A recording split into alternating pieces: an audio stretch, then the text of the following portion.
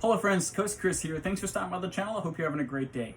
So I've been asked to do more Coast Guard themed items because it is Coastie outdoors and I'm a member of the Coast Guard. I'm currently a division commander in the Coast Guard Auxiliary. And so one of the items that I've been asked is to explain why the Coast Guard uses the term cutter to label their ships, whereas the Navy just calls them ships. So that's what we're going to get into. And one disclaimer is that, I am a member of the Coast Guard, but this presentation is from my own research and it's my own opinions. It's not the official Coast Guard, opinion. So with that said, let's get into it.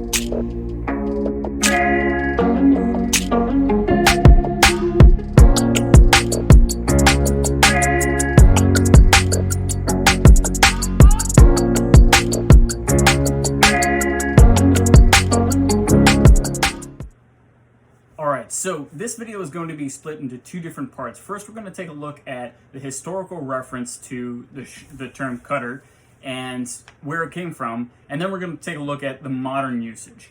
So to take a look and begin with the historical reference, this is a cutter. It's a sailing ship, and what makes it unique from other sailing ship designs is that the mast is slightly backwards. It's more towards the rear of the vessel, and here's the bow, here's the stern, so it's more astern. And it has more than one foresail, or forward sail here, as you can see forward of the mast. The mast was moved back to fit more sails up front. Now, what makes this special is it can go very fast, and it's a small boat. It's only a one-masted vessel, so its draft, or how far it sits down in the water, is a lot less. So that means it can go fast and it can go, in tighter places that bigger ships cannot. This is basically like the Ferrari of the age of sail. And because it has and it gets that speed from multiple foresails up here, as well as the design.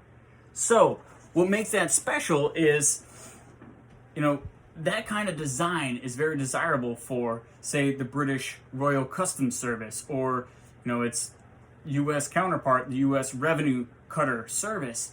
And because of the design, it was able to, pace other sailing ships of the day. And the Revenue Cutter Service was basically the police of the ocean, and it's like trying to outrun the police when the police are in a Ferrari. It's not going to happen. And so that's where the term cutter came from. Now, why do we use, the term cutter to describe modern ships that have nothing, that they don't look anything like that? That's the second part of the video, what we're going to get into. Okay, so before I show you some modern pictures of modern cutters versus ships, I did want to dispel another misconception about cutters versus ships. So cutters are ships. Now, what makes a ship different from a boat is actually rather interesting. So when you turn a ship, there is enough pressure that's, acting against the hull of the ship under the water that when you turn to, say, your left or port, the ship turns to the right. So let me put down my laptop real quick and I'll show you. So say you're in a ship, you're steaming along and you want to go this way. You're actually gonna feel like this and then turn that way because there's enough pressure working against you under the water. So again, you're gonna lean this way as you cut through the water. And then you're gonna lean that way as you cut through the water. And that makes a ship rather than a boat, which doesn't have as much, depth in the water, so there's not as much pressure, and different, forces acting against it, dynamic and static forces, that, when you're in a boat and you turn, you're going to turn like this. And you're going to turn, you're going to lean the way that you're turning. So imagine you're in a boat, you're going to turn that way when you turn. That makes a boat rather than a ship, which when you turn this way, you're going to lean and go this way. Lean and go that way. Let me know down in the comments if that was a good explanation. Go check out some other literature online. It's a really cool concept. All right, now let's get into what some modern ships and cutters look like. All right, so the term cutter came from the Royal Customs Service in the 1700s, came through from the U.S. Revenue Cutter Service. Now it's in the Coast Guard for all vessels that are 65 feet in length or more are designated as cutters. Now, remember our historical example. It was a fast, small ship that had a low draft so that it could get places fast and it could get into tight places. Now, that is the same kind of mission set that a cutter can traditionally be expected to perform. Now, I can tell you, with that definition, not everything in the Coast Guard, fits nicely into that. We have tugboats that are called cutters. That's not the traditional, definition of a cutter. It's not a shallow draft, small, go fast boat.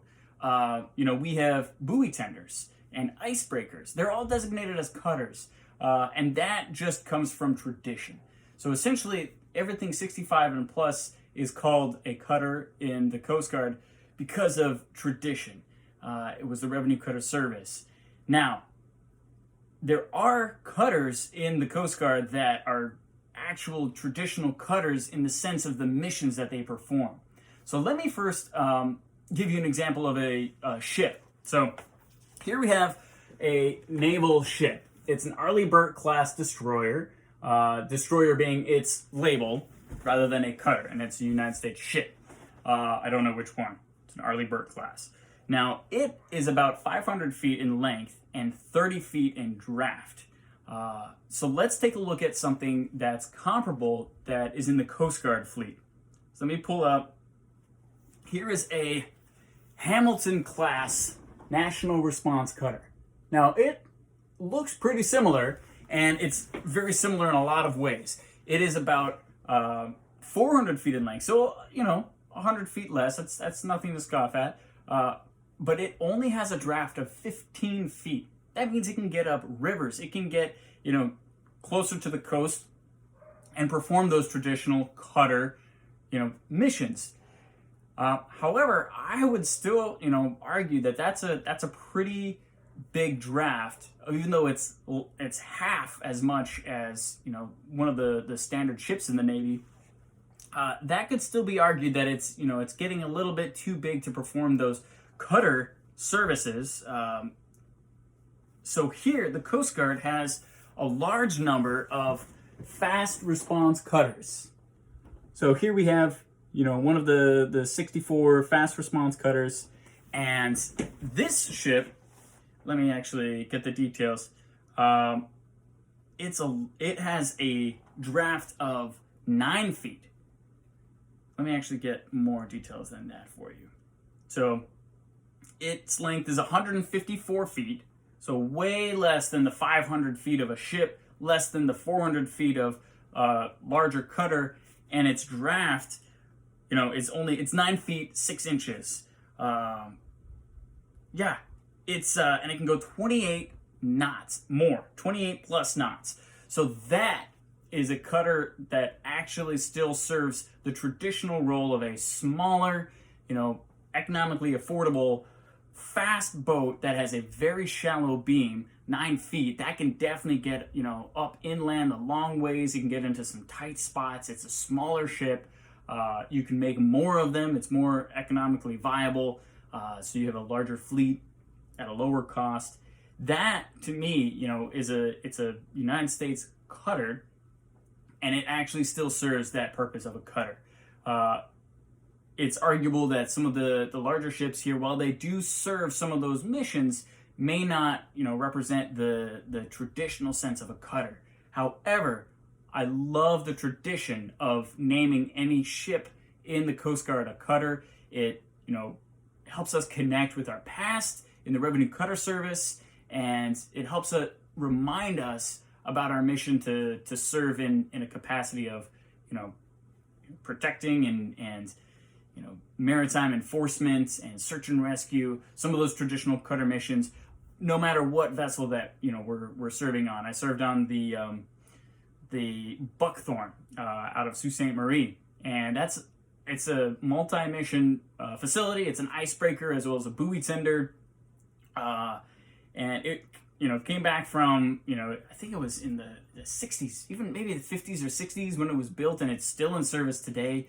It has a rich history. So I think it's important, to keep calling, Coast Guard ships cutters, whether it's a tugboat or, a buoy tender or icebreaker. But I hope you found this video interesting and helpful to understand the difference between a cutter in the traditional sense and what it actually is versus a ship of some other designation, whether that's a destroyer like we saw, or a frigate, or aircraft carrier.